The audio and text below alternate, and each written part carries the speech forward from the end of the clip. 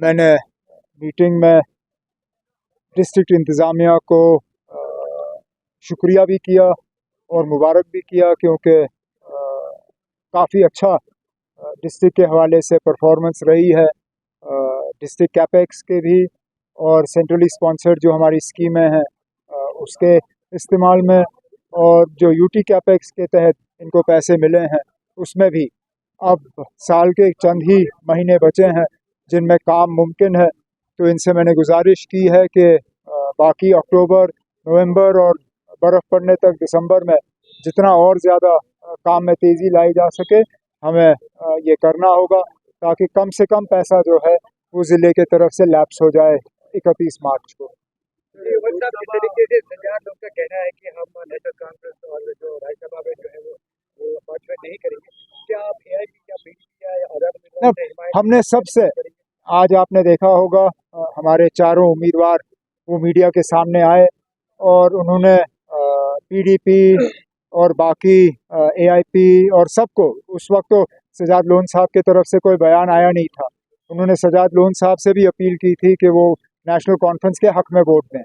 अब साहब ने इलेक्शन से जो है बाहर रहने का फैसला लिया है, वो वोट नहीं डालेंगे। उसका फ़ायदा किसको होगा वो आप भी जानते हो, मैं भी जानता हूँ। अब क्या मजबूरी रही, कम से कम अपील करता हूँ कि वो इलेक्शन से बाहर ना रहें, वो अपना वोट दें और ये साबित करें कि वो वाकई बीजेपी के खिलाफ हैं। तो ये सीधा मुकाबला नेशनल कॉन्फ्रेंस और बीजेपी का है और कोई है नहीं इसमें। तो नेशनल कॉन्फ्रेंस को वोट ना देने का मतलब ये होगा कि बीजेपी की मदद की जा रही है। हम चाहते हैं कि बीजेपी जो है तीनों सीटों पे हार जाए और उसके लिए हमें सबकी मदद की ज़रूरत है। पाकिस्तान और अफ़गानिस्तान के सरहदों पे क्या होगा उसका जम्मू कश्मीर पे कोई असर पड़ेगा नहीं, लेकिन हम तो चाहेंगे कि पूरे ये इलाके में, सब कॉन्टिनेंट में अमन का माहौल रहे, चाहे वो पाकिस्तान हो, अफ़गानिस्तान हो, बांग्लादेश हो, नेपाल हो, श्रीलंका हो। हमारे पड़ोसी जो हैं ठीक रहें तो हम ठीक रहेंगे, उनके रिश्ते ठीक हों तो हम भी ठीक होंगे। कैंडिडेट तय करेंगे, कैंडिडेट तय करने के बाद जो पिछले 1 साल में हमने काम किए हैं उनके बारे में हम लोगों को बताएंगे, और जो आगे जाके अगले 4 साल के लिए हमारे क्या इरादे हैं वो हम लोगों को समझाएंगे।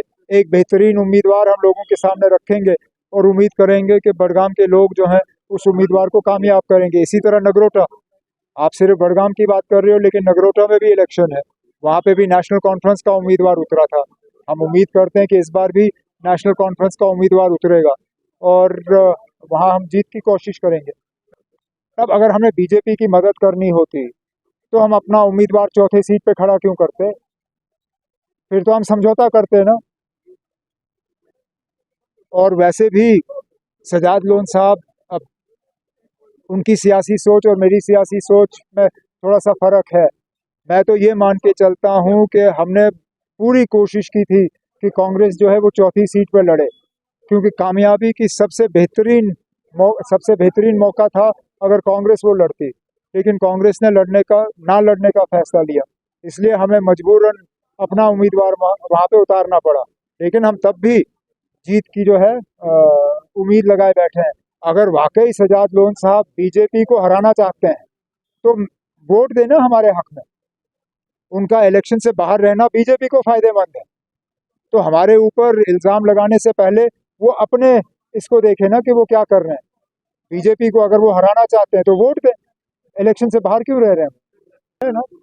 चौथी सीट पे अपना उम्मीदवार उठाना नहीं चाहते थे, हम चाहते थे कि चौथी सीट पे कांग्रेस लड़े, क्योंकि जैसे मैंने आपसे कहा, जो हमने नंबर देखे और जिस तरह हमने हाउस की कॉम्पोजिशन देखी, हमें लगा कि सबसे बेहतरीन जीतने की गुंजाइश तब होगी अगर कि कांग्रेस वो सीट लड़ती, क्योंकि पीडीपी हमारा एलाय है नहीं, लेकिन पीडीपी इंडिया ब्लॉक का एलाय ज़रूर है। तो पीडीपी के लिए उस वक्त कांग्रेस को वोट देना शायद ज़्यादा आसान होता बनिस्बत के नेशनल कॉन्फ्रेंस को, लेकिन चलिए अब कांग्रेस मैदान में है नहीं, इसलिए अब हम कांग्रेस के तरफ से पीडीपी से गुजारिश करेंगे कि बेशक हमने 1 साल पहले एक दूसरे के खिलाफ इलेक्शन लड़ा, लेकिन क्योंकि अब सीधा मुकाबला नेशनल कॉन्फ्रेंस और बीजेपी का है, तो हम उम्मीद करेंगे कि पीडीपी इलेक्शन से बाहर ना रहे और वो नेशनल कॉन्फ्रेंस के उम्मीदवार के हक में वोट दें।